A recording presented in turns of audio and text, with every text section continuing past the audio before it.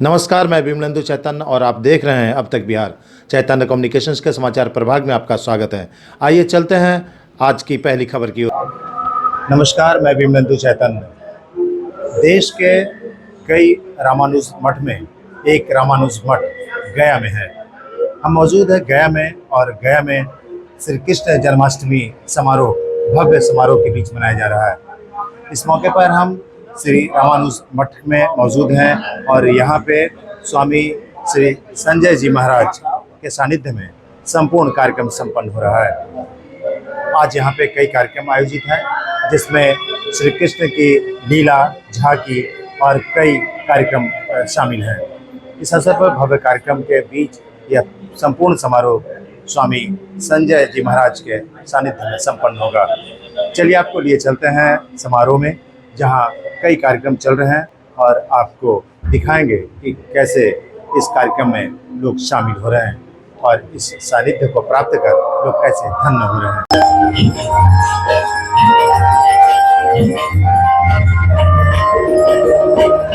एक ही बार जो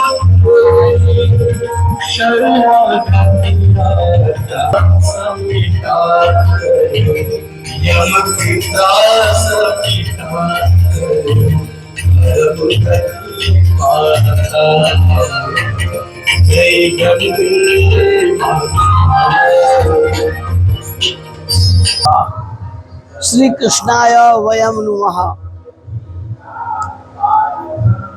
भगवान का अवतार मर्त्य शिक्षण के लिए होता है। भगवान अपनी लीला में स्वयं प्राकट्य होते हैं और अपनी लीला के माध्यम से बतलाते हैं कि क्या करना चाहिए। कर्तव्य का ज्ञान होना चाहिए। व्यक्ति भूल जाते हैं, जीव स्वरूप का ज्ञान कराते हैं कि संसार में आए हो तो अपने कर्तव्य का पालन करो, क्योंकि संपूर्ण सृष्टि प्रभु की है। उन्हीं सृष्टि में मानव की योनि श्रेष्ठतमा बतलाई गई है।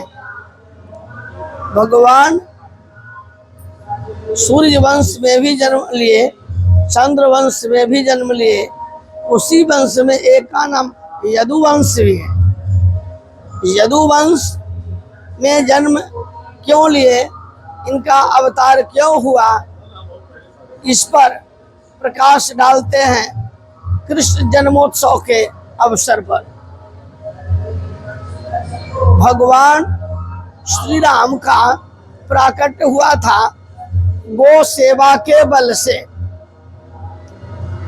राजा दिलीप के काल में वंश बंद हो गया था। उस समय वशिष्ठ ने कहा कि नंदिनी की सेवा करो। नंदिनी नाम की गैया थी, कि गैया की सेवा करो। उसी गैया के सेवा का फल हुआ कि रघु आए और तेजस्वी राजा आए उस वंश में। जो वंश बंद हो गया था, तो गो सेवा का फल हुआ कि राजा रघु आए, और उसी रघु की परंपरा में राजा रामचंद्र भगवान आए और इतने तेजस्वी हुए कि जैसे रघु हुए तेजस्वी, उन्हीं से राघव कहलाए। तो राजा राम, राघव राम जो हुए, वह गो सेवा के बल से हुए, गो सेवा के फल से हुए। अब उन्होंने बतलाया राम लीला के बाद, मर्यादा पुरुषोत्तम राम लीला के बाद श्री कृष्ण लीला में आए, यदुवंश में आए। उन्होंने कहा कि गो सेवा का फल ही है कि हम राम के रूप में प्राकट हुए थे इस धराधाम पर। तो अब चलता हूँ गो सेवा करने के लिए, और यदुवंश को कहता हूँ कि यदुवंश का काम है कि यदुवंश गोवंश के लिए अवतार हुआ है। इसलिए यदुवंशियों का काम है कि गोवंश को नष्ट न होने दें, और गोवंश का जब नष्ट नहीं होगा तो भारत अखंड होगा। अब उन्होंने अपनी लीला में दिखलाया कि माखन चोर कहलाए और स्वयं खाते हुए एक उंगली से बतलाए कि इन सबों को भी खिलाना है। स्वयं को ऐसे नहीं खाओ, ऐसे करके खिलाओ, माने खिलाकर खाओ। दूसरी लीला उन्होंने पर्वत गोवर्धन धारण किया।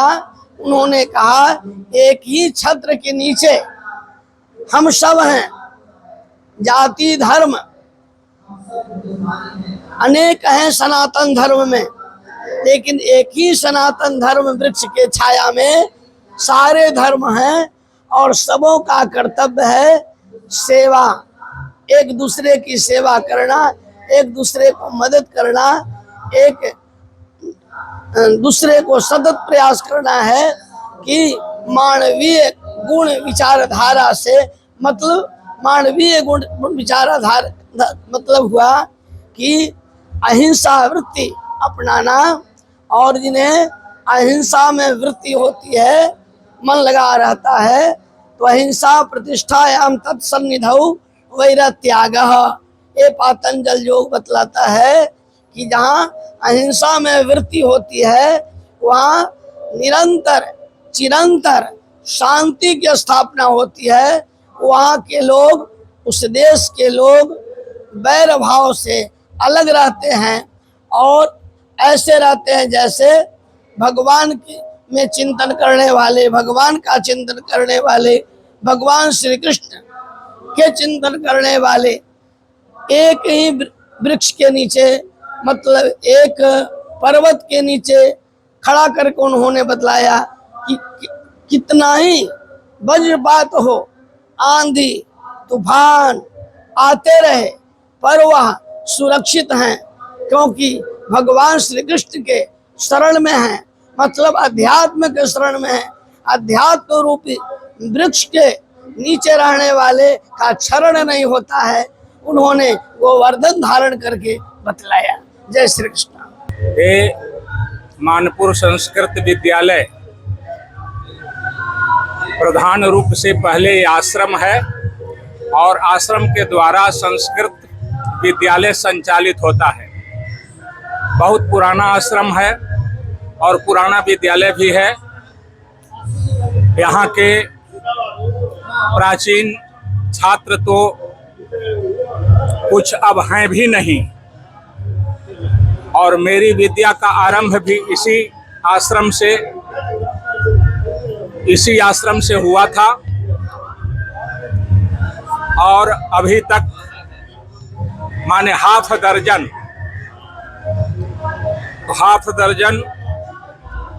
इस आश्रम के संचालक महंत होते रहे हैं।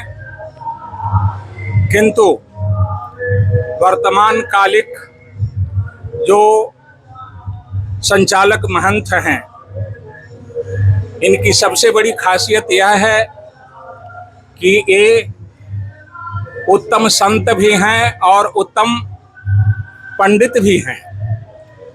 इनमें पंडिताई भी है और साधुशाही भी है। जब ऐसा मणिकांचन संयोग होता है, कुछ केवल साधु तो साधु होते हैं, उनमें पांडित्य नहीं देखा जाता। कुछ पंडित होते हैं तो वे साधुता के क्षेत्र में थोड़ा कमजोर होते, दुर्बल होते, पर ये दोनों ही पक्ष में अत्यंत ही मजबूत ठोस हैं।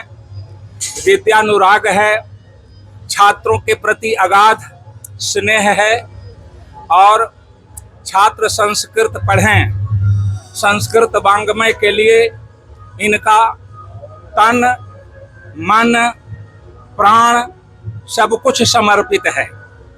और जो संत के लिए कहा गया है कि नमन्ति फलिनो वृक्षाः नमन्ति गुणिनो जनाः नद्यः स्वयं जलम न पिबन्ति। नदी में निर्मल से निर्मलतम जल की धाराएं बहती है, किंतु उससे नदी को कुछ लाभ नहीं। नदी बह रही है, उसके बहने का एकमात्र उद्देश्य है सृष्टि में प्रकृति की सेवा और जनता जनार्दन की सेवा करना। यही नदियों का गौरव है। वृक्ष में फल लगते हैं, पर वो वृक्ष का फल रस बुद्धि वृक्ष नहीं लेता है, और तो जब फल लगता है तो वो ऊपर तना हुआ नहीं रहता, अपितु नम जाता है, विनम्र हो जाता है कि बड़ी सरलता और साधारण तरीके से फलाग्रही लोग जो हैं उसके फल को तोड़ें और बुद्धि रसपान करें, रसास्वादन करें। तो ये परहित सरिस, दूसरे का हित करना।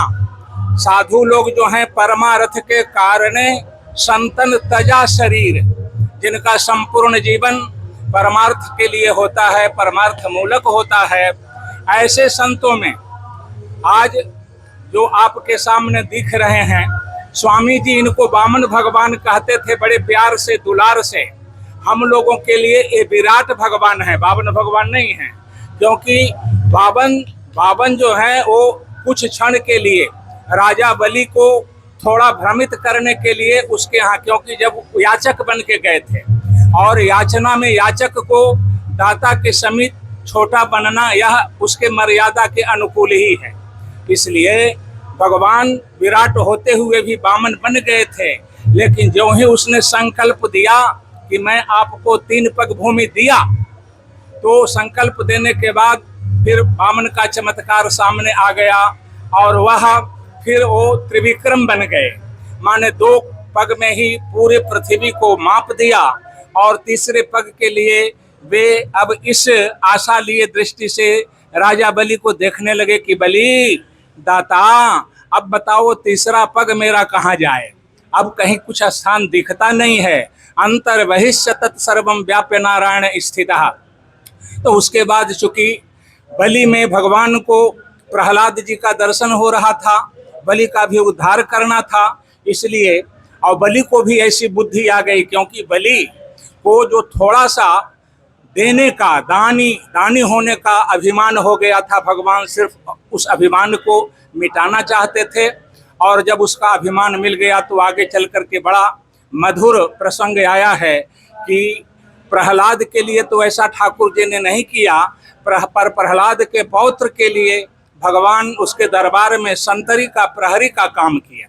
तो कहने का अभिप्राय यह है कि हमारे ये स्वामी जी के बावन भगवान हो सकते हैं, हम आप सब के लिए ये विराट भगवान हैं।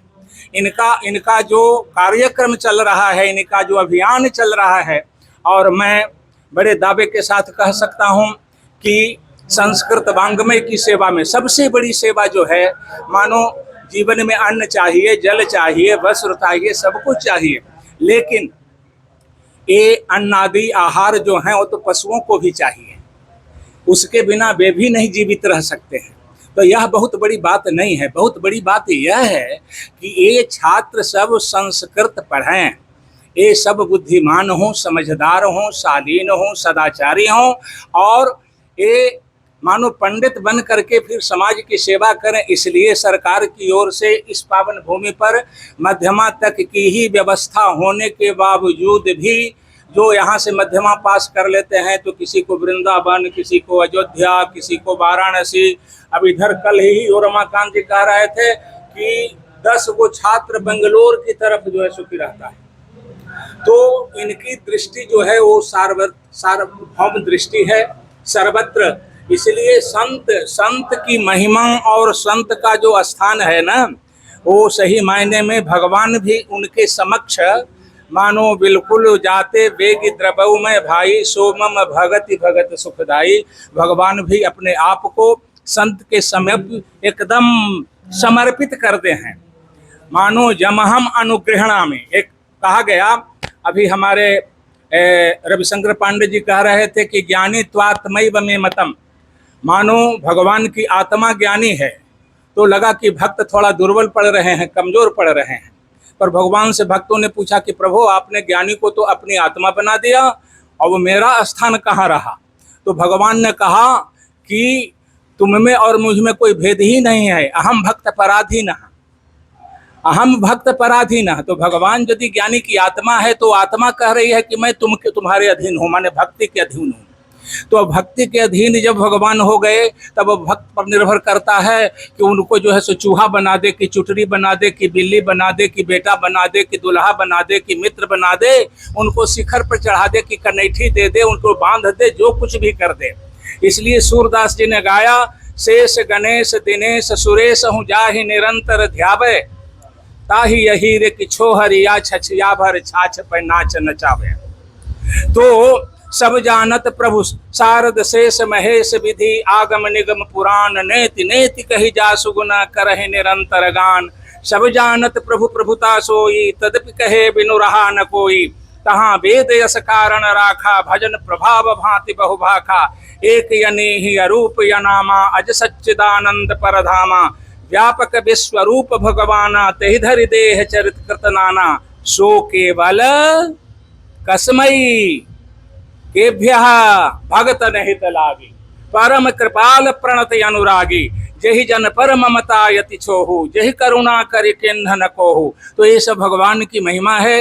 भक्त के अधीन तो अपने आप को एकदम समर्पित कर देते हैं। मेरा कोई रूप नहीं है, तुम जो रूप देना चाहो, ढांचा तुम सांचा तुम्हारे पास है, जिस सांचा में ढालो, तुम मुझे पेरुकिया बना लो, टिकरी ठेकुआ बना लो, कचौड़ी बना लो, पूड़ी बना लो, सेवई बना लो, जो बना लो, तुम्हारे हृदय में भावना की जैसी ढांचा होगी उस ढांचा में मैं ढल जाऊंगा। ये संत की महिमा है। इसलिए भगवान अपने मुख से कहते हैं, संतों की तुलना मक्खन से नवनीत से की गई, संत हृदय नवनीत समाना। तो तुलसीदास जी ने इसमें सुधार किया, कहा कि ये अन्य कवियों का कथन है, उनकी उद्घोषणा, उनका सिद्धांत है। कहा कबिन पर कहे न जाना, उनको कहने आया नहीं, नवनीत बना दिया संत को। नवनीत में क्या दमखम है जो संत से जो है सो की क्षमता रखे। तो तुलसी ने किसी से पूछा, बड़ा कोमल नवनीत होता है? कहा कि होता तो है, लेकिन निज परिताप द्रवई, वो तो अपने ताप से द्रवता है, पघिलता है। निज परिताप द्रवई नवनीता, और परहित द्रव ही संत सुपनीता। ये अपने ताप के लिए नहीं तपते जलते हैं, ये दूसरे के उद्धार के लिए, दूसरे के कल्याण के लिए जलते हैं। इसलिए नवनीता दपि संतः गरीयान भवति। इस संत की महिमा को कौन गा सकता है? इदमित्थम कही जाई न सोई। जो देवी पार्वती को भगवान शंकर ने कहा कि हरि अवतार है तुझे ही होई, इदम इत्थम, इसको इदंतया और इत्थंतया नहीं कहा जा सकता है। उसी प्रकार से संत की महिमा को गाना मानो भगवान की महिमा को पार कर जाना है। ओम शांति तत्सत तत्सत। श्री कृष्ण जन्माष्टमी के अवसर पर मैं आप सभी को, देशवासियों को, बिहार वासियों को और गया वासियों को हार्दिक बधाई देना चाहता हूं। मैं अभी परम पूज्य गुरुदेव वामनाचार्य के पास मुफस्सिर मोड़ गया पर हूं। आपसे परिचय मेरा बहुत पुराना है।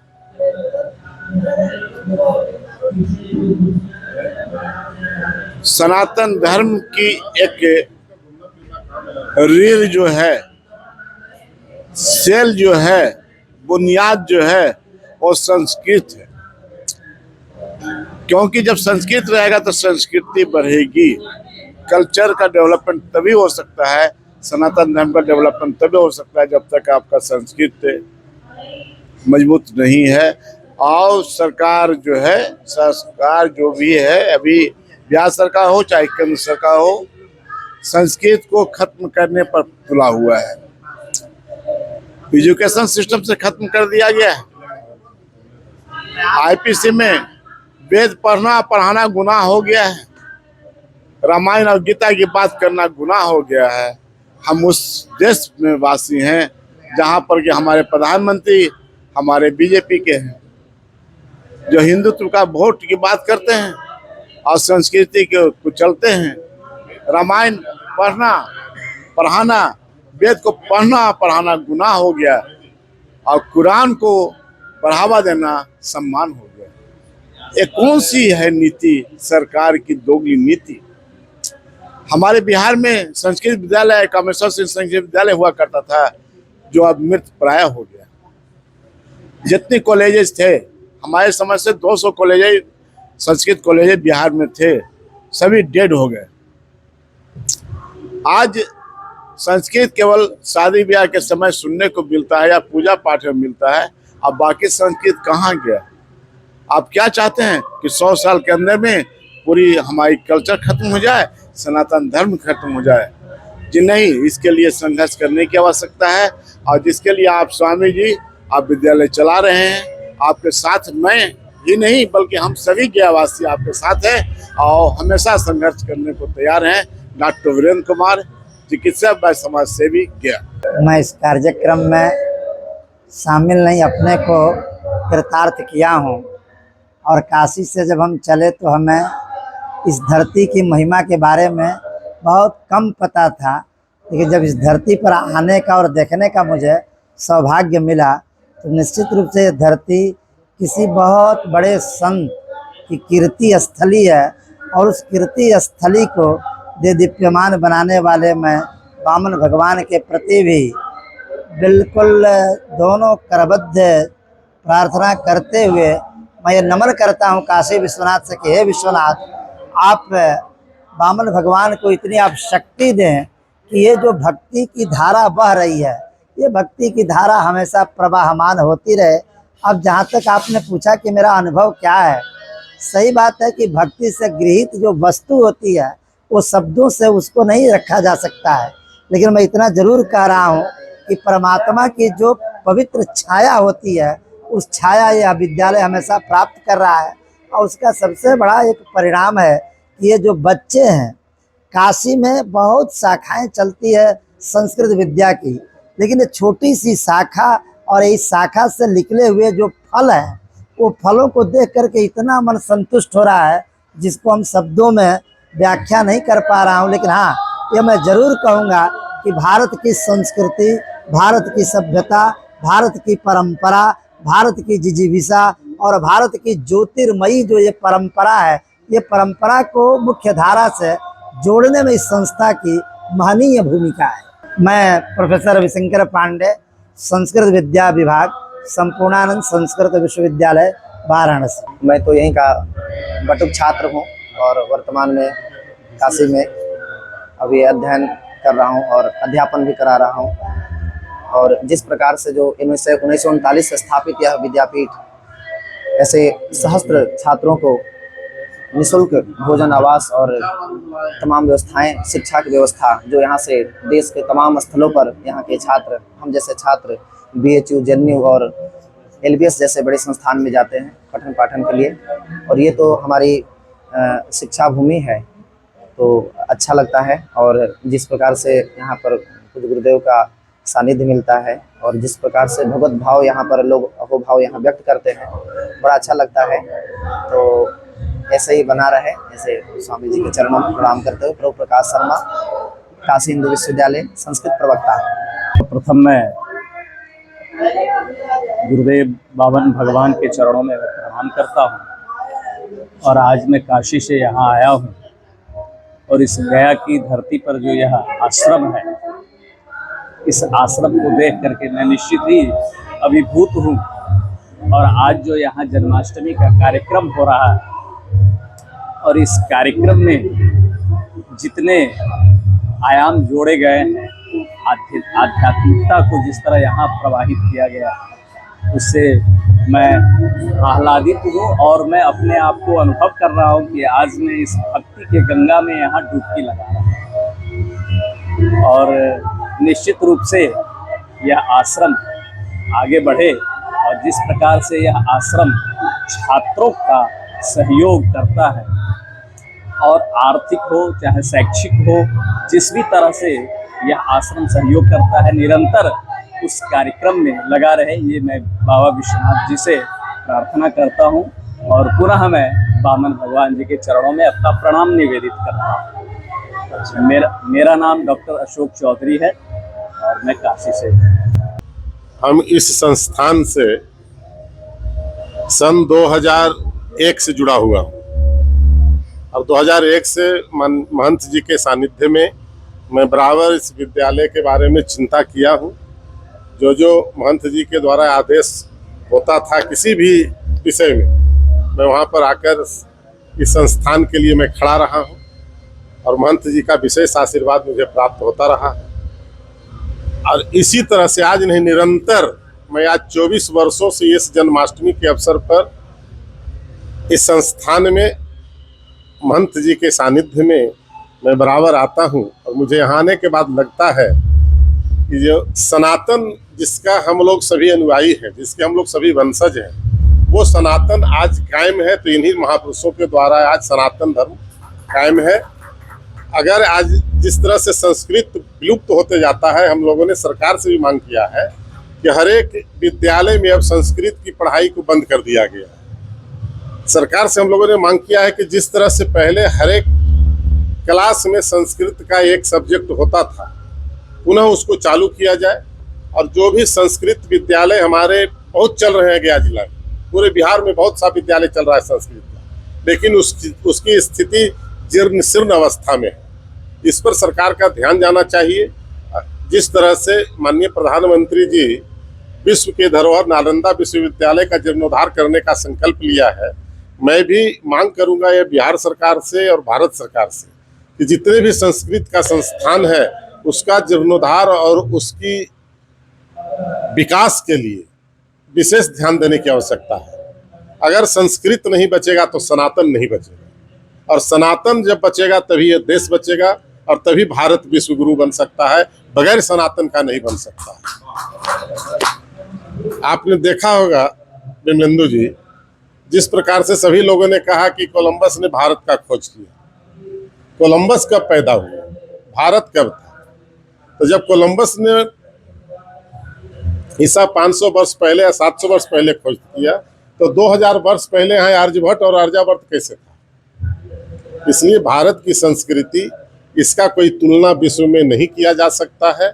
ये पूरे विश्व का शिरोधार्य होना चाहिए। और पूरे विश्व का, जिस तरह से पहले नालंदा विश्वविद्यालय के बाद ये विश्व गुरु था, भारत फिर से विश्व गुरु बनेगा और अखंड भारत बनेगा। लेकिन उसके लिए हमको सनातन को और संस्कृति को जीवित करना होगा हर एक क्षेत्र में।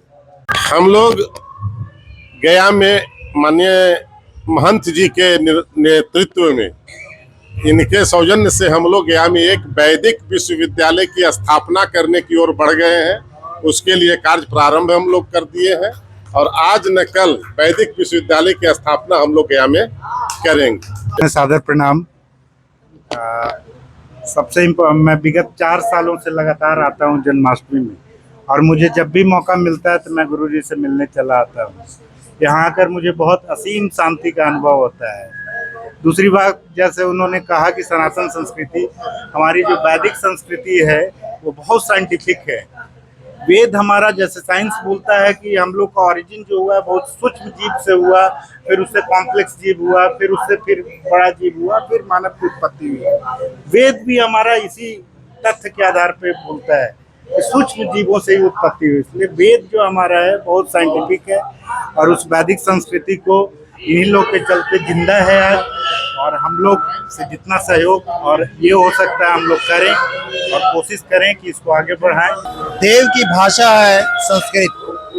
हम मौजूद हैं बिहार के गया में, और संस्कृत के लिए समर्पित यह विद्यालय है, जहाँ पे श्री संजय जी महाराज के सानिध्य में बच्चों को शिक्षा और संस्कार का नींव डाला जाता है। कहा जाता है कि हम बदलेंगे तो समाज बदलेगा। समाज बदलने के लिए स्वामी संजय जी महाराज के सानिध्य में ये पूरा कार्यक्रम चल रहा है। यहाँ पे बच्चों को संस्कार के साथ संस्कृत की शिक्षा दी जाती है। अब तक बिहार, ब्यूरो रिपोर्ट, गया।